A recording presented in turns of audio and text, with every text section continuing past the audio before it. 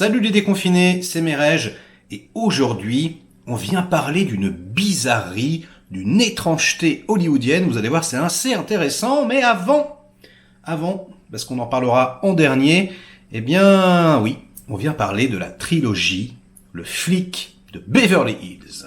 Une saga réellement culte qui a marqué toute une génération.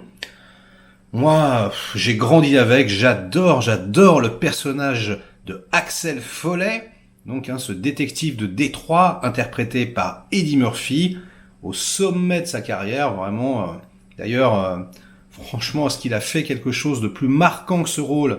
Eh bien, je ne crois pas. Il est intéressant de noter que, en tout cas, le premier épisode est réalisé par Martin Brest, qui est un très bon réalisateur, en fait, qui a fait, par exemple, Parfum de femme, avec Al Pacino, enfin Le temps d'un week-end, ça s'appelle en français. Il a fait également Rencontre avec Joe Black. Voilà, il a fait également Midnight Run avec Robert De Niro. Donc c'est un réalisateur assez solide, on va dire, même s'il n'a pas fait beaucoup de films. Et du coup, ce qui est intéressant, eh bien, c'est de constater avec le recul que finalement, quand on pense aux flics de Beverly Hills, on a l'impression que c'est de la comédie-action. On s'imagine, ouais, moi je l'ai même rangé dans ma section comédie. Alors en fait, c'est pas vraiment une comédie. Le flic de Beverly Hills 1, en tout cas, c'est assez sombre, assez dur, assez violent même. En fait, c'est un polar. C'est un polar assez violent, en vérité. Et c'est marrant, avec un concept intéressant, puisque on passe de Detroit à Beverly Hills.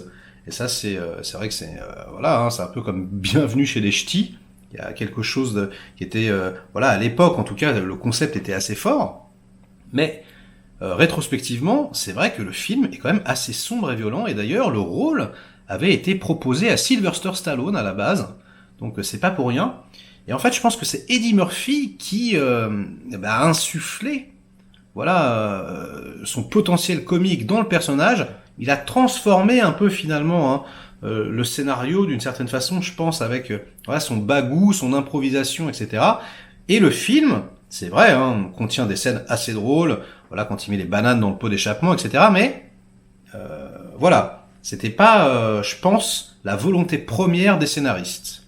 Alors, en 87, Tony Scott réalise la suite, Le flic de Beverly Hills 2. Ils se sont pas foulés pour le titre. Et c'est précurseur, comme je le disais dans ma rétrospective Tony Scott. On a vraiment l'impression au niveau du style de voir un film des années 90. C'est ultra bien shooté. Coucher de soleil à gogo. C'est un peu le début de l'ère Michael Bay. Et c'est vrai que on a l'impression de voir un film des années 90, alors que pas du tout. C'est shooté en 87. Et c'est très en avance sur son temps. Et là, le film, lorgne complètement du côté de la comédie. Là, on est vraiment... Il y a encore beaucoup d'action. Il reste des scènes assez violentes, Brigitte Nielsen, etc. Les cases avec quand même beaucoup d'impact de balles. Enfin c'est quand même... ça reste un peu rough. Mais c'est vrai que là, Eddie Murphy, il est servi comme jamais. Rappelez-vous la scène où il arrive avec le petit sac, là, avec les gouttes de sueur. C'est énorme, je spoile pas pour ceux qui l'ont pas vu, mais franchement, c'est très drôle, il y a des scènes cultes comme ça. Et effectivement, le film reste agréable, même si, pour moi, il est beaucoup moins bien. D'ailleurs, il est noté 6,5 sur IMDb, alors que le premier est à 7,5, ça m'étonne pas.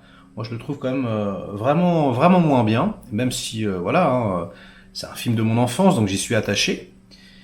Et il disparaîtra, notre cher Axel Foley, pendant quelques années, jusqu'en 1994, où il était un peu en perte de vitesse, Eddie Murphy, et donc il refait un troisième épisode, Le flic de Beverly Hills 3, toujours pareil, pas de sous-titres, juste des chiffres.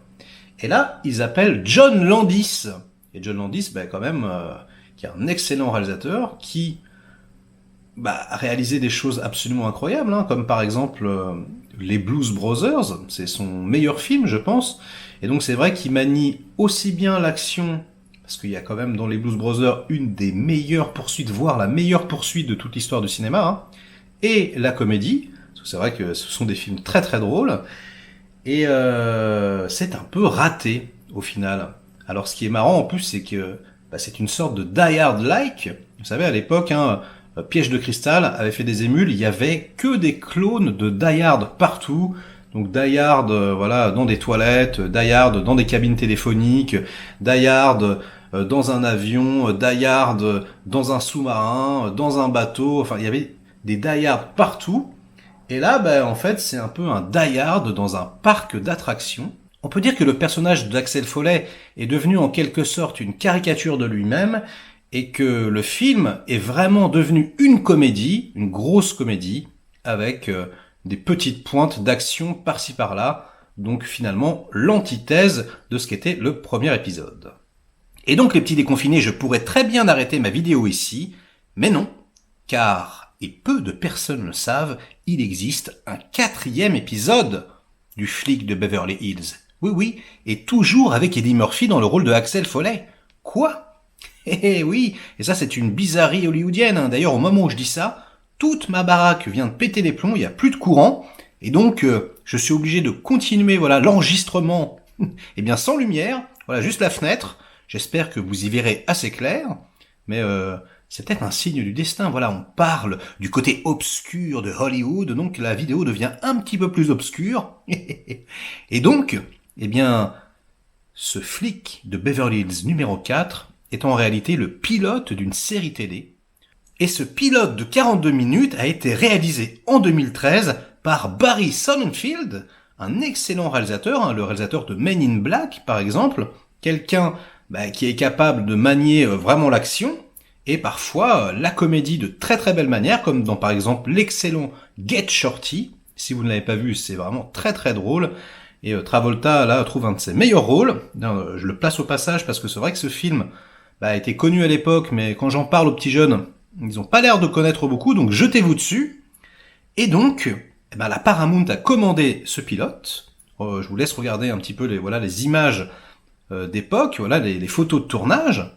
Ils ont vu le pilote, et apparemment, d'après ce que j'ai entendu, ils ont tellement adoré qu'ils se sont dit « Non mais c'est pas possible en fait, on va pas faire ça », parce que ça racontait finalement l'histoire de Aaron Foley, le fils de Axel Foley, et évidemment, Eddie Murphy, c'est pas un acteur de télévision, donc il avait juste un petit rôle, et donc en voyant finalement la prestation de Axel Foley dans le rôle, tous les pontes de la Paramount se sont dit non mais c'est pas possible, on annule ce show et on met des ronds dans le flic de Beverly Hills 4. Et le flic de Beverly Hills 4, donc la vraie suite, donc a reçu le feu vert, mais ça fait des années que c'est repoussé, on sait pas trop pourquoi, ils arrivent pas à écrire un bon scénario. Eddie Murphy l'a dit, il l'a dit, moi je le fais si vraiment le scénario est béton, donc je peux le comprendre, parce que c'est vrai que le 3 était quand même relativement décevant. Donc ils essayent de le faire. C'était Brett Ratner qui devait le réaliser. Bon, Brett Ratner, c'est pas un excellent réalisateur, mais bon, c'est vrai que Rush Hour 1 et 2, c'était sympathique.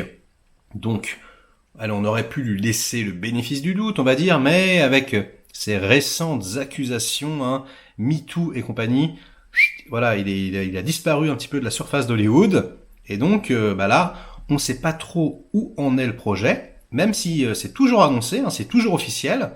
Donc, a priori, sur IMDb, on constate que c'est le film que va faire Eddie Murphy juste après la fin de tournage de Un Prince à New York 2, parce que oui, ils font Un Prince à New York 2, c'est en tournage actuellement, j'adore. Et donc, ce film, ce pilote, a disparu de la surface de la Terre. C'est quand même hallucinant, c'est un excellent réal, apparemment un excellent showrunner, un super casting. Putain, mais on a ultra envie de le voir, quoi. Pourquoi c'est pas sorti, quoi? Pourquoi c'est pas sorti en bonus? Je sais pas, peut-être c'est une question de droit, j'en sais rien. Et donc, moi je lance un appel, je lance un appel à ma communauté. Voilà, si vous avez des informations sur ce petit morceau, ces 40 minutes du flic de Beverly Hills, moi j'en veux. Je veux savoir, je veux des photos, je veux des informations, peut-être, je sais pas moi, une interview. Allons-y, essayons d'éterrer les choses. Mais vraiment, il y a très très très très peu de choses qui sont disponibles. Donc, ben voilà, c'est un véritable mystère. Et moi, ça me rend dingo. Depuis l'annonce de... Ah, ça alors, les petits déconfinés, la lumière vient de revenir, le courant est revenu, et cela juste après que j'ai fini mon petit speech sur le flic de Beverly Hills 4 fantôme. C'est quand même assez étrange, vous en conviendrez. Peut-être... il se passe des choses étranges dans mon appartement dernièrement. Allez, on va faire comme si tout ça n'était qu'une coïncidence. Likez cette vidéo si elle vous a plu. Délikez-la si c'est le contraire ou si vous n'aimez pas ma tronche. Et puis, si vous n'êtes pas abonné, eh bien, c'est le moment de le faire, les petits déconfinés, hein. Allez, je vous salue bien bas. J'espère qu'on arrivera à mener l'enquête et avoir des compléments d'informations. Et quant à moi, je vous dis à très vite pour de nouvelles aventures. Ciao!